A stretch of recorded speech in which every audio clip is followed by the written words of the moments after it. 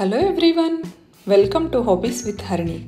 ఈరోజు నేను రవ్వతో అరిసెలు ఎలా చేసుకోవాలో చూపిస్తానండి.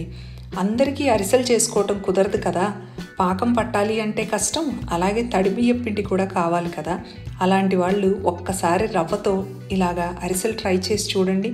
చేసుకోవడం చాలా ఈజీ, ఈ స్వీట్ టేస్ట్ కూడా చాలా బాగుంటుందండి. ఈ సింపుల్ అండ్ ఈజీ అరిసెలు ఎలా చేసుకోవాలో చూద్దాము. వీటి కోసం 1 కప్పు అని కొలత తీసుకోండి, ఈజీగా ఉంటుంది. 1 కప్పు బొంబాయి రవ్వ, మన ఉప్మా రవ్వ ఉంటుంది కదా, అదే తీసుకుంటే సరిపోతుంది. 1 కప్పు బొంబాయి రవ్వకి 1 కప్పు షుగర్, అదే కప్పుతో షుగర్ కూడా వేసుకుని కొంచెంగా ఉప్పు, అలాగే కొంచెంగా యాలకుల పొడి, 1 టేబుల్ స్పూన్ నువ్వులు కూడా వేసి ఇవన్నీ బాగా కలిసేటట్టు కలుపుకుని వీటిని పక్కకు ఉంచుకుందాము. స్టవ్ మీద ఒక కడాయి పెట్టుకుని అందులోకి సేమ్ కప్పుతో 1 కప్పు వాటర్ పోసుకోవాలి. ఇందులోకి 1 టీ స్పూన్ నెయ్యి కూడా వేసి నెయ్యి కరగనిచ్చినాక నీళ్లు మరగనివ్వాలండి. నీళ్లు మరగటం స్టార్ట్ అయినాక ఫ్లేమ్ మాత్రం లో ఫ్లేమ్లో పెట్టుకుని ఇందాక మనం మిక్స్ చేసుకున్న రవ్వ, షుగరు అవన్నీ ఉన్నాయి కదా, దాన్ని నిదానంగా ఈ బాయిలింగ్ వాటర్లో వేసుకుని ఉండలు లేకుండా తిప్పుకోవాలి. ఫ్లేమ్ మాత్రం లో ఫ్లేమ్ పెట్టుకోండి, ఈజీగా ఉంటుంది మిక్స్ చేసుకోవటానికి.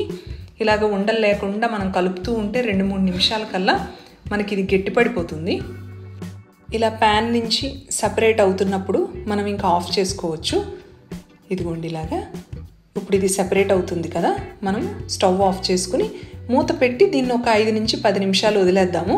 ఇంకా కొంచెం మెత్తపడుతుంది మూత పెట్టాక కూడా, వేడికి ఆవిరికి ఇంకా మెత్తగా అవుతుంది మనకి. ఇది బొంబాయి రవ్వ కదా. ఇలా మూత పెట్టి వదిలేసినాక ఒక 5-10 నిమిషాల తర్వాత తీసి మనం దీన్ని బాగా మెత్తగా చేత్తో నలుపుకోవాలి. మీకు చేత్తో పట్టుకోవడానికి వేడిగా ఉంది అనుకుంటే కనుక ఏదైనా స్పూన్ యూజ్ చేసుకోండి. కొంచెంగా నెయ్యి వేసి, కొంచెం వేడిగా ఉంది నాకు కలపడానికి కుదరట్లేదని స్పాచులా యూజ్ చేస్తున్నాను. మీరు కూడా ఏదైనా గరిటెతో 1-2 నిమిషాలు తిప్పితే గనక చల్లగా అయిపోతుంది. నెయ్యి వేసి బాగా మెత్తని చపాతీ పిండిలాగా ఉండాలి కన్సిస్టెన్సీ. మీరు ఒకసారి బాగా నలుపుతూ ఉండాలండి, క్రాక్స్ అనేవి లేకుండా మనకి ఇలాగ సాఫ్ట్ ముద్ద రావాలి. చెక్ చేసుకోండి. ఇలాగ మనకు అరిసెల పిండి ఎలా వస్తుందో అలా మెత్తని ముద్దలాగా వస్తే కనుక మనకి బాగా వస్తాయి ఇవి రవ్వతో అరిసెలు. ఇలా చేసుకున్నాక ఇవి చిన్న చిన్న సైజ్ అయితే కనుక మనకి బాగా ఉడుకుతాయండి. మరీ పెద్దవైతే కనుక కొంచెం మందంగా ఉంటాయి. అందుకని ఇలాగ చిన్న నిమ్మకాయ సైజ్ అంతా ఉండ తీసుకుని కొంచెం మందంగా ఇలా చేసుకుని పక్కకు పెట్టుకోవచ్చు. మనం అన్నీ రెడీ చేసి పెట్టుకోవచ్చు, వీటిని అప్పటికప్పుడు ఏం చెయ్యక్కర్లేదు. ఇలాగ అన్నీ రెడీ చేసి పెట్టుకోవాలి. చిన్న ముద్ద తీసుకుని ఒక బటర్ పేపర్ కానీ మిల్క్ కవర్ కానీ తీసుకుని దాని మీద ఇలా ఒత్తుకుని మీకు కావాల్సిన సైజ్ చేసుకోండి. మరీ పెద్దగా వద్దు, కొంచెం చిన్న సైజ్ అయితేనే బాగుంటాయి, లోపలంతా కుక్ అయ్యి. ఇలా రెడీ చేసి పెట్టుకున్నాక ఇప్పుడు మనం వీటిని ఫ్రై చేసుకుందాము. ఫ్రై చేసుకోవడం కోసం డీప్ ఫ్రైకి ఆయిల్ తీసుకుని స్టవ్ మీద పెట్టి మీడియం ఫ్లేమ్లో వీటిని వేయాలి. వేసిన వెంటనే మాత్రం వీటిని ఏమీ కదపద్దు, వాటంతట అవే పైకి వచ్చాక అప్పుడు మీరు వాటిని కదపండి.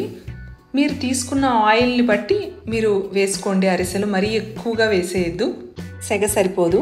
మళ్ళీ సెగ తగ్గిపోతే గనక ఎక్కువ నూనె పీల్చేస్తాయండి. ఇలాగ లైట్ గోల్డెన్ బ్రౌన్ కలర్ వచ్చాక మనం తీసేటప్పుడు ఇలాగ ఇంకొక గరిటె కానీ అపక కానీ అట్లకాడ కానీ పెట్టి ఇలా గట్టిగా నొక్కితే కనుక మనకి ఎక్స్ట్రాగా ఉన్న ఆయిల్ అంతా వచ్చేస్తుంది. ఈ నొక్కటం మాత్రం కొంచెం ఫాస్ట్గా చేయాలి. అప్పుడు మీరు ఫ్లేమ్ కావాలి అనుకుంటే లో ఫ్లేమ్లో పెట్టుకుని వీటిని ఇలా నొక్కి తీసుకోండి, ఎక్సెస్ ఆయిల్ అంతా వచ్చేస్తుంది. ఈ స్వీట్ ఎక్కువగా ఆయిల్ కూడా పీల్చదండి, చాలా బాగుంటాయి. ఇలా అన్నీ చేసుకున్నాక మిగిలినవి కూడా వేసి ఫ్రై చేసుకుందాము. ఇవి చాలా తొందరగా కూడా ఫ్రై అయిపోతాయి. కలర్ మాత్రం చూసుకోండి, మరీ డార్క్ బ్రౌన్ రానివ్వద్దు. షుగర్ వేసాం కదా, కలర్ తర్వాత తీసినాక కూడా ఇంకొంచెం కలర్ చేంజ్ అవుతాయి. ఇలా లైట్ గోల్డెన్ బ్రౌన్ కలర్ వచ్చినప్పుడే తిప్పుకుని ఇవి ఫ్రై అయినాక వీటిని ఇలాగ ఎక్సెస్ ఆయిల్ అంతా తీసేసుకుని పక్కకు పెట్టుకోవాలి. ఇవి ఎక్కువ ఆయిల్ కూడా పీల్చుకోవండి, టేస్ట్ చాలా బాగుంటాయి. ఆరినాక ఇంకొంచెం గట్టిగా అయ్యి తింటుంటే టేస్ట్ చాలా బాగుంటాయి ఈ అరిసెలు. చాలా ఈజీగా చేసుకునే రెసిపీ. ఫస్ట్ టైం ట్రై చేసేవాళ్ళు కూడా భయపడకుండా చాలా సింపుల్గా చేసుకోవచ్చు. ఈ సంక్రాంతికి ఒక్కసారి ఇలాగా అరిసెలు ట్రై చేసి చూడండి. ఎలా వచ్చినాయో కామెంట్ చేయండి. వీడియో నచ్చినట్లయితే లైక్ చేయండి, షేర్ చేయండి, సబ్స్క్రైబ్ చేసుకోండి. నెక్స్ట్ టైం ఇలాగే ఇంకొక క్విక్ అండ్ సింపుల్ రెసిపీతో మళ్ళీ కలుద్దాం. Thank you.